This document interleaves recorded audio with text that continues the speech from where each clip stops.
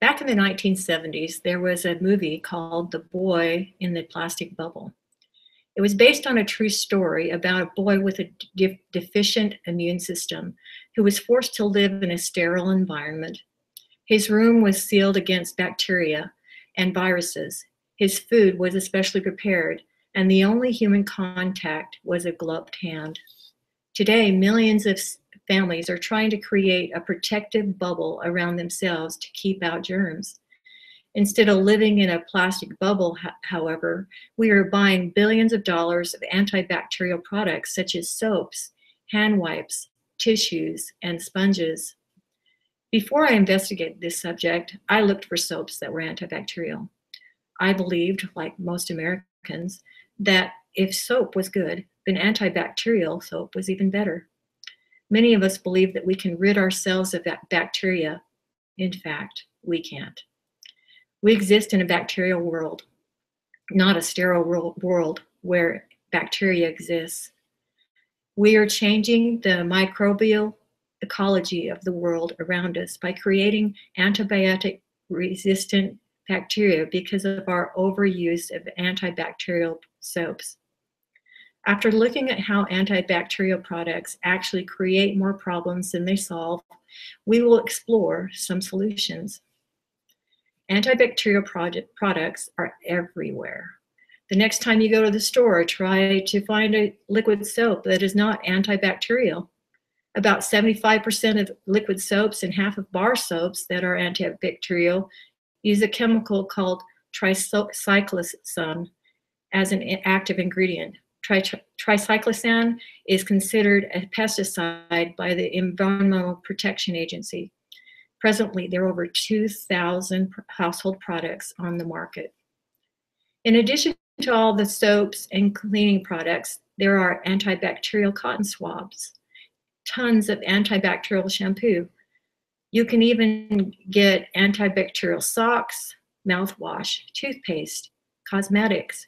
And to protect you while you're away from home, you can get a travel toothbrush with antibacterial bristles. Even larger items are coated with antibacterial chemicals, such as furniture, countertops, and even children's toys. There is no doubt that antibacterial products are popular with consumers, but the FDA announced a bold new position on antibacterial soap. The director of the FDA, Sandra Cooter, stated, "We want companies to actually test these products so that consumers that purchase them have a sense whether there really is any benefit at all over plain soap and water." The FDA has demanded that manufacturers demonstrate that these products are both safe and effective by 2016, or they will be forced to be taken off the market. Unfortunately, the FDA allowed the overuse of these products for the last 35 years and created a false sense of security among consumers. There is no scientific data to support that antibacterial products actually preventing infection. Antibacterial soaps are a poor choice for infection control. These soaps have been linked to creating antibiotic-resistant bacteria. The World Health Organization calls it a threat to global health security, unquote. Some bacteria, which many doctors call superbugs, are resistant to almost all antibiotics. Health officials say a dramatic cut in the use of these antibiotics would reverse the tide. Antibacterial soaps are bad for the environment. These products are flushed down the drain, and treatment plants are finding it difficult to remove them from the water supply. Tricyclosan remains in the water for years and years, polluting the water supply and disrupting fish reproduction. Surveys have shown tricyclosan to be in 58% of 85 streams located throughout the US. In addition, there is evidence that antibacterial soap can penetrate the skin and enter the bloodstream. Tests have shown it to be found in human blood, urine, and even breast milk. There are a number of health problems associated with their use. from possible antibiotic resistance to brain and nervous system development to reproductive disorders such as a poor sperm quality and infertility. Now that we have seen the seriousness of the problem, let's look at some solutions. The first solution is to be informed.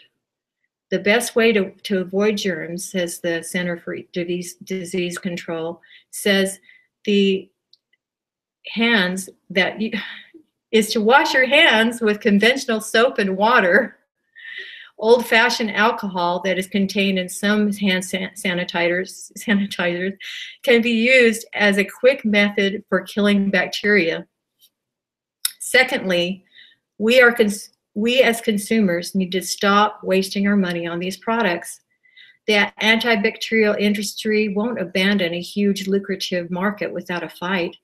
We cannot allow these companies to continue using antibacterial agents in soaps, hand wipes, and tissues without oversight from the Food and Drug Administration.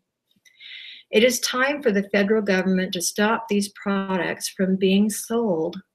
In conclusion, we should not wait for the manufacturers of these products to prove their effectiveness before we stop using them. There is enough evidence to show that the harm that they are causing. We need to resist the false notion that we can create a bubble around ourselves.